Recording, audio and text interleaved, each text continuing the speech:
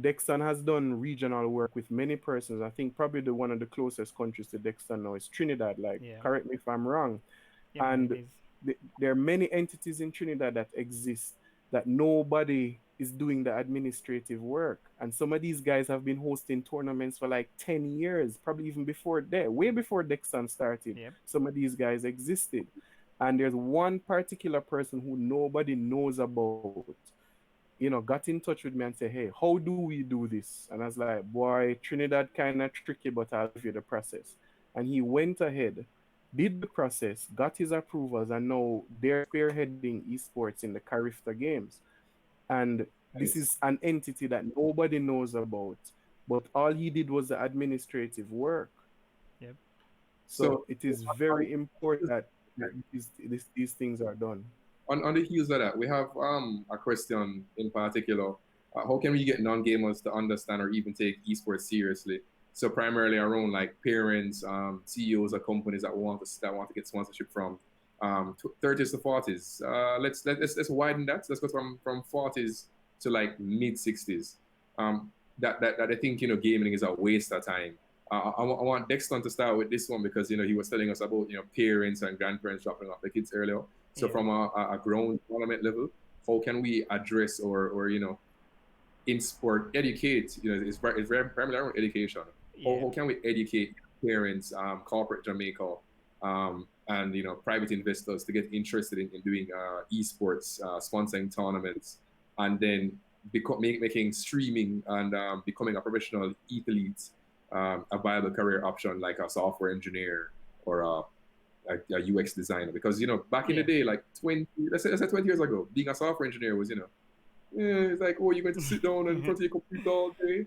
I know in Exactly. COVID software engineers are just laughing because everybody's working from home and software engineers are like, I've been doing this. So how would you sensitize, let's say, you know a very conservative parent who believes that their son or daughter should be outside playing outside in the sun. They should be, track and field. They should be doing swimming, lawn tennis. How can we convert that into, you should, study and then take some of your free time, practice your reflexes on league, get your APM up so that you, Yeah. you can compete in Counter Strike. How would you do that? Next on then Greg. Well, I think the first thing we need to do is to help to distill or dismiss the stigma attached that gaming is a waste of time by using the stats that we have to show that from an international level or a global level, gaming itself brings in twice the revenue as the music and film industry combined. And the tournaments that we've been holding are keeping and paying out the prize pool. If more parents were aware of it, then they would see that it's not a waste of time. The media also needs to play another role in it. Last year when we were doing our preparing for Cage 2019, I actually went on Smile Jamaica, sorry, not Smile Jamaica, CVM at Sunrise to do an interview and talk about esports and cosplay, and all of that exposure helped to increase the number of persons who turned out at the tournament. So if we can get more media coverage of what is happening in esports, that will help to educate the persons in the 30s to 60s or 40s to 60s age range to understand what exactly is happening. We also need more input from corporate Jamaica. I mentioned earlier that Pizza Hut is a sponsor of our events. Island Sports Network is an upcoming organization that showcases sports across the Caribbean. They also sponsored a FIFA tournament that we did last year, and we put it in such a way where it reflects what exactly happens in a FIFA match. They had two players sitting down and playing, and we had a commentator literally turning off the sound in the game and use his voice to talk about what exactly was happening in the A sports. broadcaster. Yes, and that will help people to understand that football and FIFA, the game itself, the gap difference between what you watch on your TV to sit down on a Saturday and take in, you can actually sit down and enjoy that kind of game with a family member. And from an esports standpoint, you can come out to the tournaments and cheer them on. Because most of the tournaments I've seen spouses coming out to support their significant other in tournaments. Probably there to be a shoulder to cry on in case they lose, but that is still helping it. And like I mentioned, they have parents coming in and dropping off their kids to compete in tournaments. So again, it's the education by using the existing media companies in Jamaica. We're talking about RJR, TVJ, CVM, and all of those um, Yeah. entities that will help us to get the message across.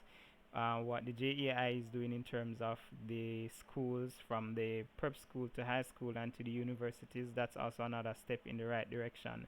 So if more parents see what is happening in esports and get more intrigued or involved in what their kids are doing online when it comes to gaming, then they can see that this is a viable opportunity. It's also like nowadays, a single income is not enough to run a household. If you can do your Okay. normal regular 9 to 5, and then between say 6 and 12 o'clock you can be online streaming and making some income through the YouTube views, through the Twitch donation, and all of those things, then it's a viable way to get some additional money. Greg? All right, so definitely echoing a lot of what Dexton has mentioned. It actually reflects some of the work that we've been doing since 2018. Now, even though the federation started in 2018, myself and the vice president Andrew Johnson has been hosting tournaments locally since the 90s, since Sovereign Arcade days. And Yes. we did a series called Clan Pro Circuit, and I think we had about 500. Our grand finale, we had about 500 persons attending that event, most of which were competitors. But at that time, I had, we did an enforcement of jerseys, kind of mimicking what the federation does now, but more from a private side. Okay. But just experience. I'm a businessman, so putting a lot of business experience to it, I say, all right, I'm gonna focus a lot less on the game playing side of things because I was a hardcore game player. I dialed it back and said, all right, I'm gonna put a lot of business to this thing and allow the persons around me to concentrate on the game stuff. So that's why we have a bunch of tournament organizers that they focus on the tournaments while we focus on doing some work. So my engagement is exactly what Dexon is speaking about. So with all the media companies, and I'm fortunate that the business that I am in, I have a lot of corporate relationships. So wherever I get the opportunity. I mean, for us to pull together 5 or 6 entities to sponsor us to go to Las Vegas and to sponsor us to Korea, it says a lot in terms of corporate interest. Yes. But that when you go to corporate entities, I mean, the first things first is like, all right, where's your paperwork? Who are you? Where you come from? What are you about? And sometimes you say, oh, for the past 10, 15 years, I've been doing tournaments. Okay, that don't mean nothing. You know what I mean? Like, where's the proof of your establishment that I'm going to give you my money? And that is where the federation comes from. So when we show our support from the Jamaica Olympic Association, when we show the International Esports Federation, the Pan American Esports Consortium, and all the work that we have with the other countries, that's the validation that we didn't have before. So now that we have this validation in the past year, it shows that we're doing something serious. We have a relationship with both universities. So as soon as these programs kick off, parents are going to know about it because it's now going to be a part of the school curriculum. We have relationships with entities in Canada, Brazil, that they're sending us all of the curriculum, all the paperwork for us to literally just hand it over to the universities to get these programs started. So even though it's not reflecting as yet, a lot of groundwork has been done. So we're really just waiting for the fruits to come up because all the seeds have been planted, or a lot of seeds have been planted. We have a relationship with all the media companies. As a matter of fact, today I was on KLS for I was tuning in for 4 hours because we're running a virtual Premier League in the background, and because the Premier League has stopped, Mr. Giardini from the Harborview FC, he contacted me and asked me, how do we virtualize this Premier League thing because it stopped. We need to do something. And, Yeah. we spoke about it, we got some ideas, and then today we did our first test run of virtualizing the Premier League. And the hope of that is to have a Premier League version of the esports. Nice. as well, which it is coming. You know what I mean? So a lot of groundwork has been done. It's just we're waiting for the fruits. And there's so much things that, we're under NDAs and we can't really discuss it. But So, there's a lot of corporate entities from the media. There's some huge so, things coming from the media. So we're just waiting for these things to so bloom. will the JEI, start doing something along the lines of like workshops, sensitization campaigns, in schools? 'Cause I remember when, last year in partnership with the JCS, where we're pushing some content around, sensitizing parents to a career in esports up by UTech over the past summer. Yeah, it was Right. Um, are there more workshops like that planned? Know that there's COVID, there's a lot more inside time. Is it Mhm. pushing virtually? Well, we have there's I want to tell you, sir, there's been so much work that has come in since this COVID thing started. Like I didn't expect it both from my business, from the virtual reality side of things, Yeah. as well as esports. So many entities have contacted us. Mm-hmm. So we're definitely going to be pushing that. But I think our focus is right now with the tournament organizers. We have a few things that we have to establish because the intention is to go to Israel this year for the World Championship. But depending on how things COVID. are, Mm-hmm. Yeah. if it doesn't work out, that's fine. We still have things to do, but we do have some things that we're trying to establish with the tournament organizers now. That we're going to put some energy into that first, and then at the end of the day, we want to ensure that everything in house is clean and tidy. Uh, So when we're doing our workshops, but the intention for workshops never stopped. yeah. It's just that they were paused, and we also have a relationship with Girls in ICT, and Yeah. we did workshops with them. And Mhm. there's so many entities that we work with. Disabilities foundations, we work with them to try and get persons from that side to be involved in esports. The Jamaica Football Federation, we speak to them on a regular basis because we're trying to interject that as well. So we have some work, and the Olympic Association has some guidelines for us to follow that will allow us to even get it out there. So we're just waiting on some of the seeds that have been planted to really Okay. come to fruition. So you're saying that based on all this feedback from corporate Jamaica and private Jamaica and Trinidad in particular, you're saying that there's enough clout right now that we could probably have like a Caribbean tournament next time. Yeah, definitely. I mentioned earlier that I'm doing a League of Legends tournament tomorrow. Yeah. We actually have one team from Bahamas, one team from Trinidad, and a team from St. Lucia reached out to me today. So that's already showing that there's Caribbean tournament taking place. Did a similar tournament last year, and we had teams from Trinidad compete against teams from Jamaica. So the games exist, the technology exists. It's just like I think one thing that the players are looking for is the prize pool comparable to what they're seeing in the US. And the only way we Mhm. can provide them with that is if corporate Jamaica and corporate Caribbean understands what esports is and starts to invest the money or some of the money within this industry so that we can pay the players. All right. Greg, any comments on that in having like Yeah, a sure. From the Caribbean perspective, there is a Caribbean, a Pan American Esports Confederation, which Jamaica is up where we were the first Caribbean country to be part of any international federation, as a matter of fact. So currently, there is a Afro Caribbean competition being planned right now between, I think, is 11 African countries and about 8 or 9 Caribbean countries. Um, Mhm. on a weekly basis, there's Caribbean stuff, but for a larger perspective, the IESF and a lot of publishers have their eyes on the region through the work that we've been doing. So it is definitely coming. We just can't disclose a lot of information right now, but All it's right. definitely coming. So the stage has been set. Mm-hmm. The requirements are there. We've already contacted a lot of organizations, including JTB. I mean, we even in our discussions, Jason, about what we were planning, Yeah. there's some of those contacts that are in the mix as well. So definitely, we are going to see this, and especially if the Carifta games, I'm just waiting for that sign off for the Carifta games to have esports in there. It's all over right there. So Yes, that um, is.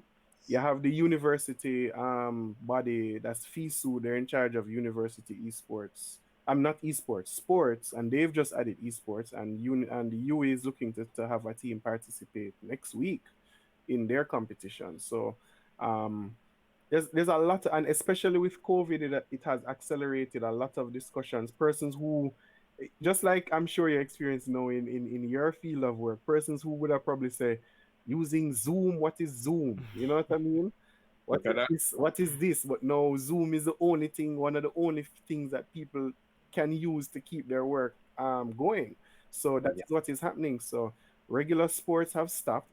All of these sporting entities and agencies are contacting us. How can we virtualize this? How can we do this? How can we do that?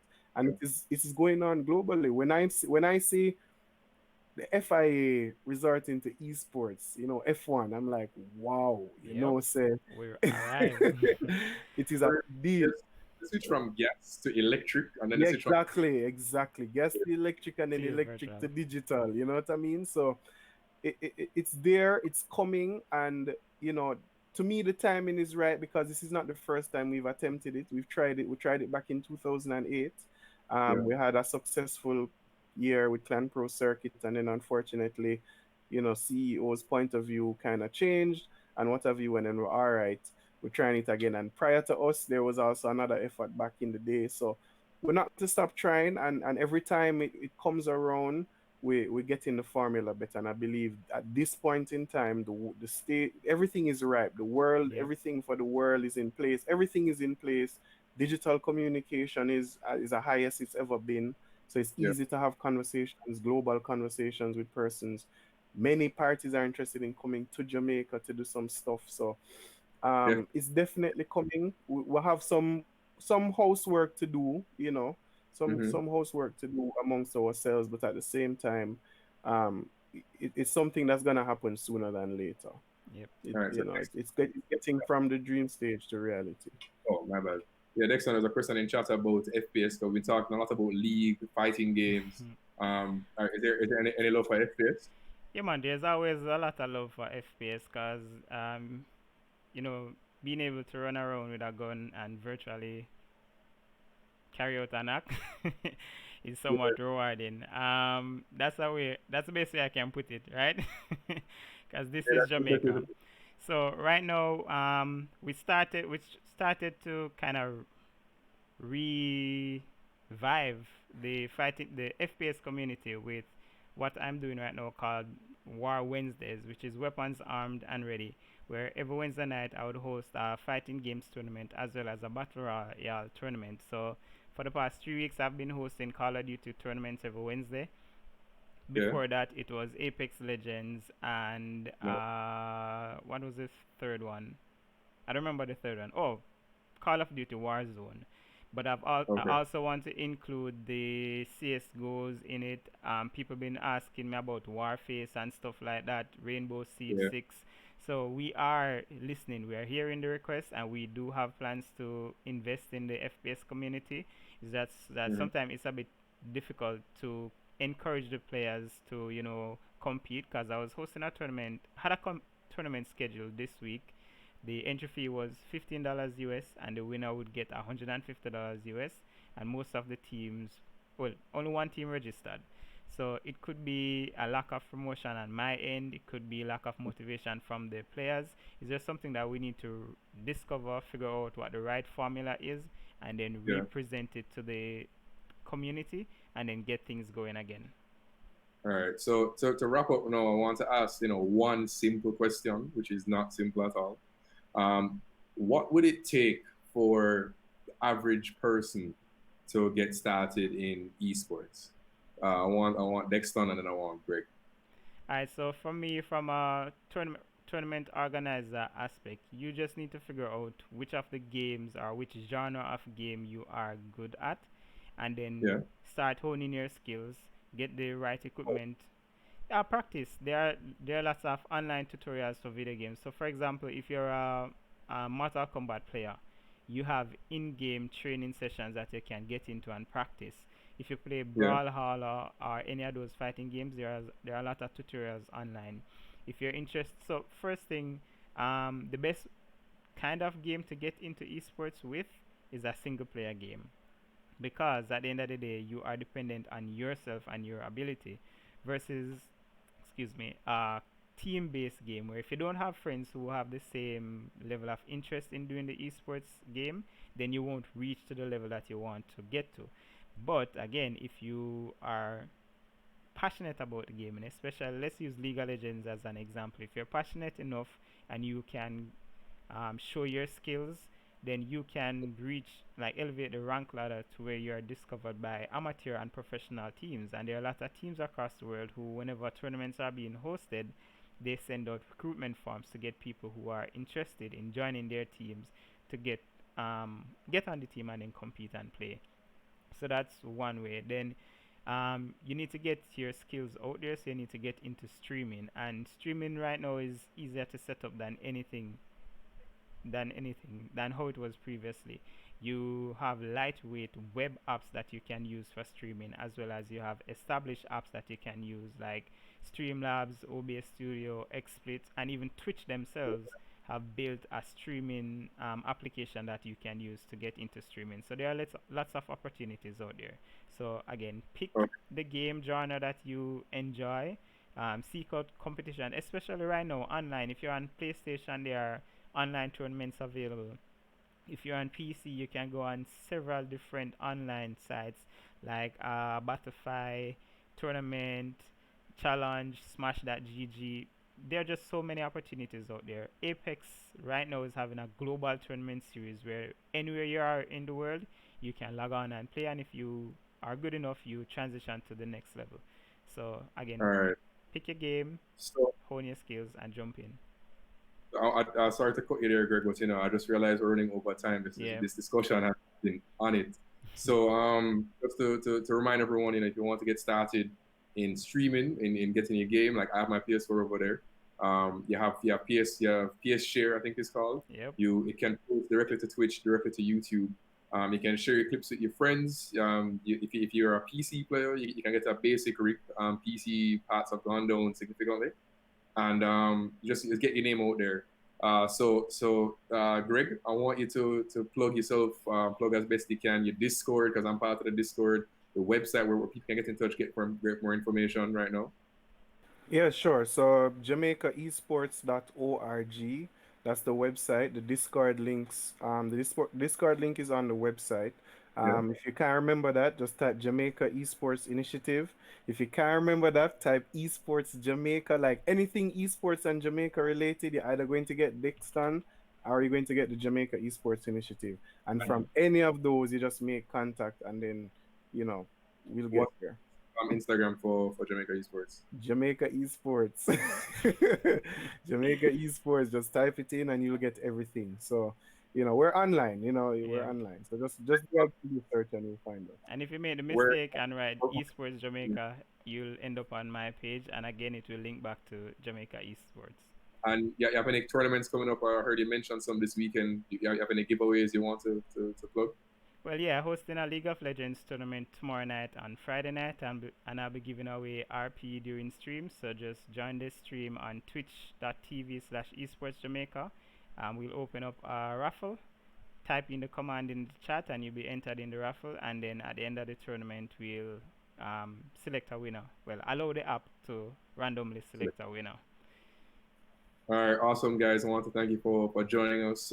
Just to wrap up, I'm Jason Scott, the Vice President of the JCS, joined here with Dexton, the CEO of Esports Jamaica, and Greg, the Chairman and CEO of the Jamaica Esports Initiative, where the Esports Initiative is the federation, the administrative wing, getting the sponsorship from corporate, getting the sponsorship from private, driving, raising awareness in schools. We're working with parents to get their kids enrolled in esports programs.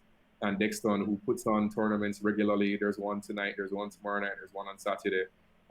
So if you guys ever want to know, you can always reach out to our Instagram.